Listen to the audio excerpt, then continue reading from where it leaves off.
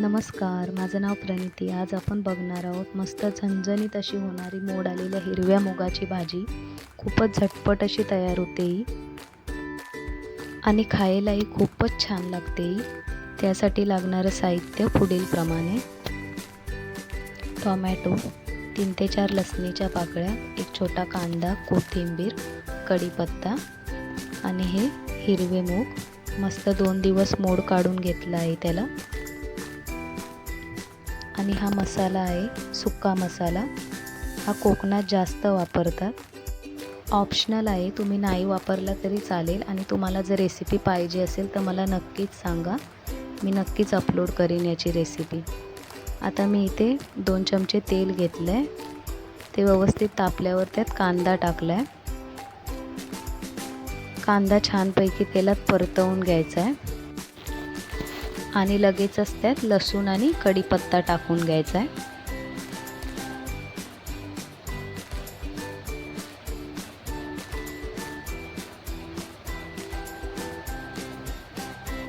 आणि मस्त सर्व व्यवस्थित परतवून घ्यायचं आहे. करपवायचं नाही काहीच, असं छानपैकी परतवून घ्यायचं आहे. त्यानंतर त्यात टोमॅटो टाकायचा आहे.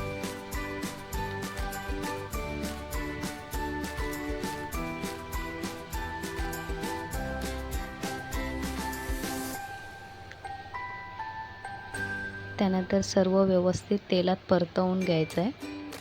टोमॅटो छान मस्त नरम होऊन द्यायचा आहे, पण झाकण वगैरे काहीच ठेवायचं नाही. असाच परतवून त्याला व्यवस्थित नरम करून घ्यायचा आहे.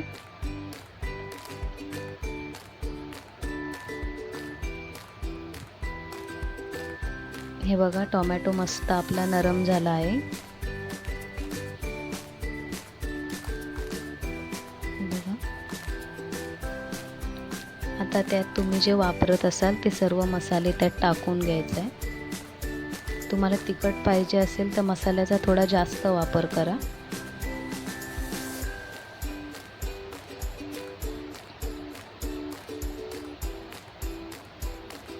त्यानंतर त्यात थोडीशी हळद टाकायची आणि सर्व व्यवस्थित असं परतवून घ्यायचं आहे तेलात. छानपैकी मसाला तेलात परतवून घ्यायचा आहे.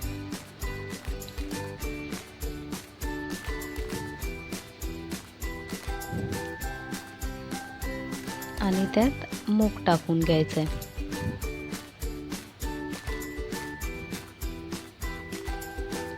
तेही मस्त व्यवस्थित ते मसाल्यात व्यवस्थित परतवून घ्यायचं आहे.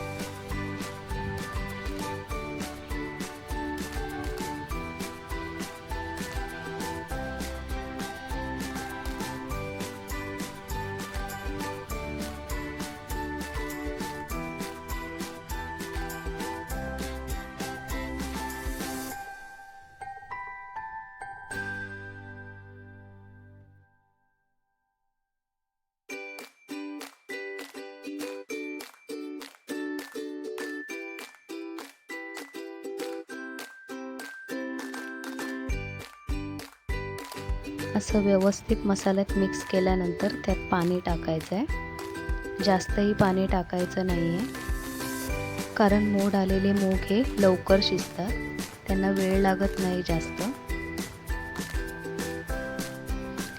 हे बघा, पाणी हे असं मध्यम ठेवायचं आहे, म्हणजे जास्त कमीही नको आणि जास्तही नको. त्यानंतर आपला जो तयार केलेला मसाला आहे, सुका मसाला, तो त्यात टाकून घ्यायचा आहे. तुम्हाला जर मसाला पाहिजेच नसेल तर तुम्ही ओलं खोबरंही यात वापरू शकता. आणि नाही वापरलं तरी चालेल, सुकी ही भाजी खूप छान होते. त्यानंतर गॅस स्लो ठेवायचा आहे व भाजीवर झाकण ठेवून भाजी छानपैकी 15 मिनटं शिजवून द्यायची. हे बघा, 15 मिनटानंतर भाजी अशी मस्त शिजलेली तुम्हाला दिसेल. त्यात जर पाणी असेल तर तुम्ही आटवून घेऊ शकता. मी ही भाजी शक्यतो मस्त सुकीच बनवते, त्यातलं पाणी पूर्णपणे आटवून घेते. खूपच छान लागते ही चपाती बरोबर किंवा भाजी बरोबर.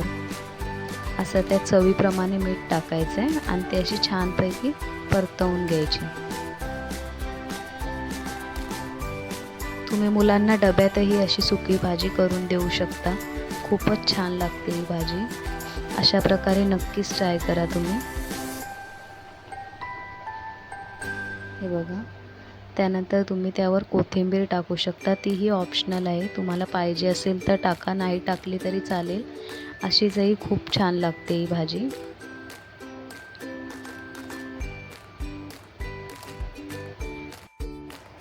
हे बघा, आपली भाजी तयार झाली आहे. तुम्हीही नक्कीच ट्राय करा.